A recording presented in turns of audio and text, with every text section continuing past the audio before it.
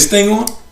Huh? Hello? Oh, I think it's working this time. It's working? All right. So we in here. Yeah. Hey, what's going on, y'all? This is your boy Apostle Peter. And the shock is real. With CSPS coming with y'all with some good topics today. And our topic is going to be time management. Right. So we're going to go over how we can use time through scheduling. And the shock is real is going to go over his portion of scheduling.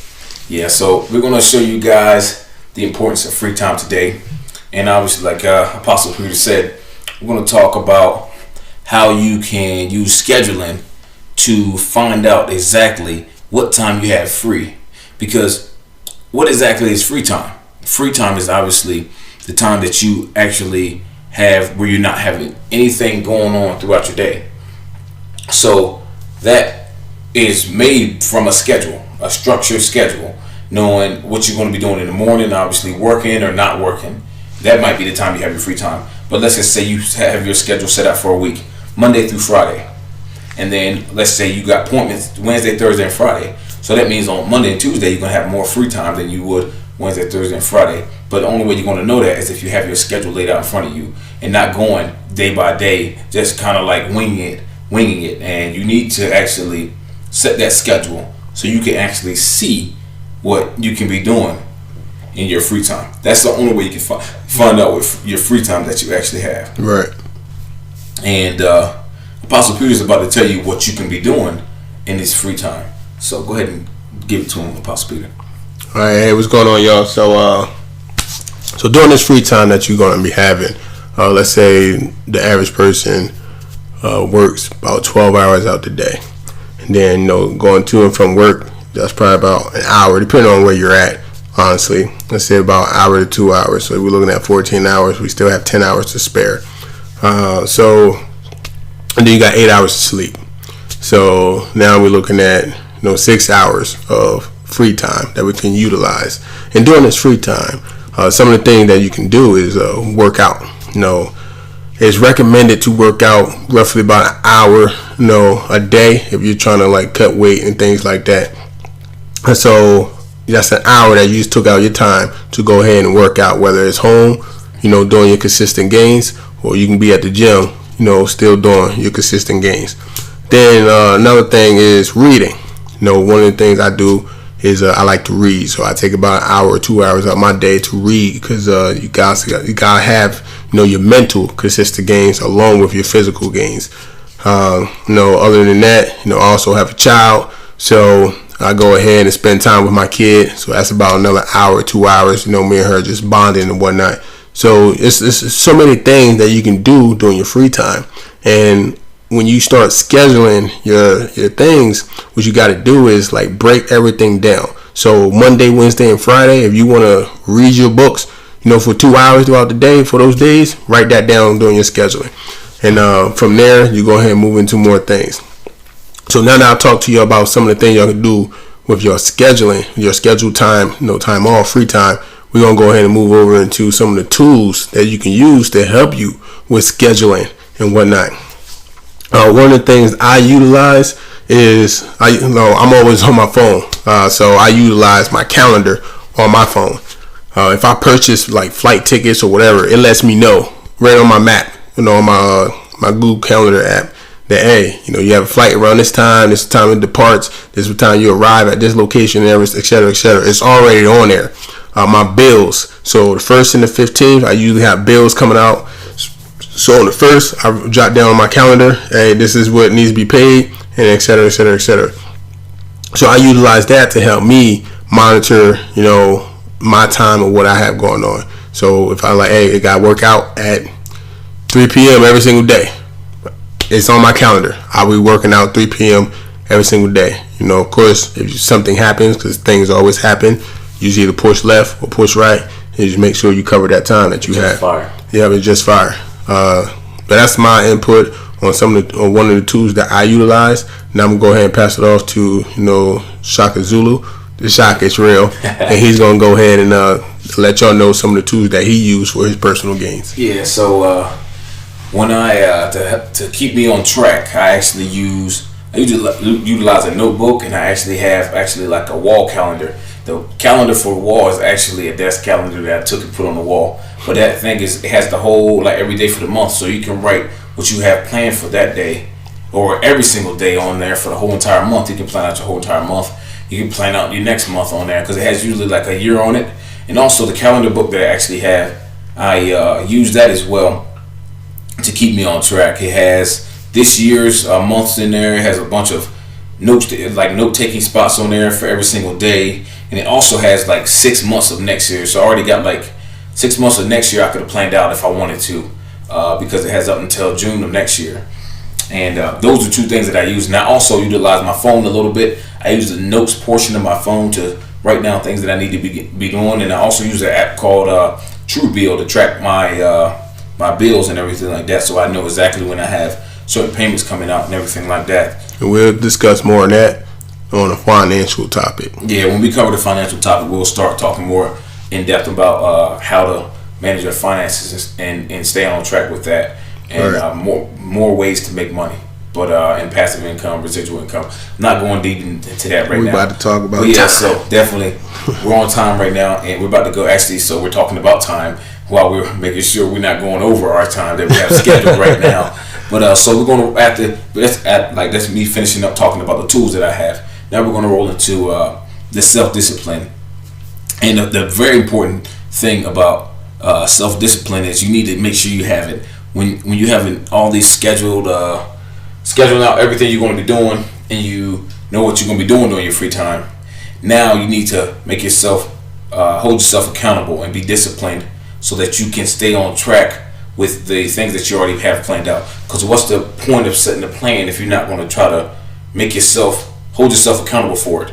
You're just like pretty much doing nothing. You're pretty much working against yourself. That's what you're doing. Doing the bare minimum. So what we're going to do is we're going to talk about some of the things that we do to help us stay disciplined. One thing that I do to help me stay disciplined is I'm very hard on myself. So that right there in itself doesn't allow me to slack a lot at all. Like I always have to be progressing, moving forward somehow, some way. Very rather like sometimes it's smaller than other times, but it's still moving in the right direction. That's the mentality I live by. It's always moving in the right direction, slowly but surely. But I'm always trying to progress somewhere or another. It might not be 1,000% all the time, but I'm still moving that way. I'm not trying to regress, even though regression happens. But as long as you're holding yourself accountable, and long as you're trying to do what's right and trying to move forward, that's one thing I use to help discipline myself to always continue to try to stay on track, because no one's perfect. But that's one thing I use to help me try to stay on track. So, and I'm gonna pass it to Apostle Peter so he can tell you about some of the things he does to help himself stay disciplined and stay on track. All right, so appreciate that for sharing your input on what some self-discipline that you use. Definitely being hard on yourself can definitely help out, and that's one of the things I use for myself. Along with anybody who's around me, I try to be. I'm hard on myself already as it is, so I force myself to get up. We all have that weakness. That alarm goes off. We're like, man, just give me a couple more minutes to sleep. Hit that snooze button. That snooze button gets us in trouble. Yeah. And before you know it, you done slept 5, 10, 20, 30. An hour later. Those are the think about days. The time you could have used. I always remember the saying, the early bird gets the worm. Yeah, that's true, because he's right about that. I'm sorry to cut you off, but that 1 hour in the bed, don't get me wrong, it feels good right there. It feels good. It's a temporary satisfaction. Exactly. For probably a whole day of regret. So you don't want to be doing that. Exactly. I've done it multiple times, and it's horrible. A whole day of regret because you had to get that extra hour in bed when you really didn't need that extra hour. That's true. And you probably was not even sleeping. You probably were playing on your phone in bed. Or probably rolling around, twisting and turning. I'm guilty of that. Yeah. Anyway, we're human too. We've all been there. Yeah. We've done that. That's why we're able to tell you guys about this, because we made the same mistakes and learn from them ourselves. So we're trying to help you guys out so you can learn some techniques we use. Anyway, I'm sorry. You can go back again. Hey, it's good, man. It's good. That's when you hit that nerve. You like, you know what? I gotta put my 2 cents in this joint right here. I got to say something. Right. So that's pretty much all. I just force myself to get up and do stuff. I also gotta look at who's looking up to me. Who's looking at me.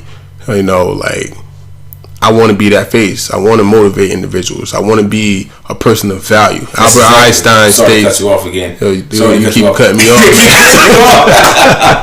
But no, I'm sorry. But I was just about to say he was talking about this topic about setting the example. Because in the Marine Corps, one of the leadership principles exactly is set the example. And that's another topic where we're going to talk to y'all about. All I was going to say about the Marine Corps is they have Marines looking up to you. We've been in the Marine Corps for a long time now. Obviously, as long as you stay in, you have to progress. Some people regress, but they regress out the Marine Corps. True. But if you stay in and you keep going up, obviously you're going to be taking those leadership roles. So you have people actually looking up to you. So you have all of your Marines looking up to you. And like you said, he has a daughter who's looking up to him as well. Right. And you have to be. He wants to set that good example. So that's true. That helps to keep him going. You got to think. I know there's a lot of people out there who has kids. So you gotta use your kids as that example. Like, look, do you want your kids to see you just laying on your behind doing absolutely nothing day in and day out? Nah, your kids, they need that motivation. They need to see, oh, my mom or my dad, they out here grinding, trying to make their dreams come true.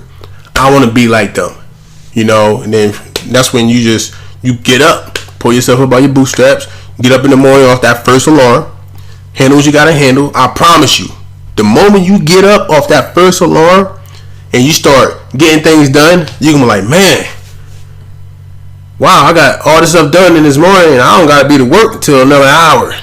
Then you be like, man, what else can I do? Now you got some free time. Then you start using that time wisely, whether going to the gym, probably packing your kids' lunch, listening to an audiobook, listen to our audio, exactly. Our podcast. Listen to the podcast, CSPS, You can listen to the Constantly Striving to Pursue Success podcast. Exactly what you could be doing. Exactly. But you know what they say, you shoot for the stars, you might land on the moon somewhere. Yeah, that's true. But if you shoot for the ground, you might land up underground somewhere. And that's hell. We're going to talk about that another time. Yeah, definitely another time. But that's all we got for y'all for this podcast. It was a great topic. We could go on about it. And we need to know if you guys want us to go longer or shorter. Which one do you guys let us know? Give us your feedback. But we could definitely obviously talk forever. Yeah. Because when me and him get together, it's real. When the possibility to get together, we can talk forever about the thing. So we got a lot of life experience.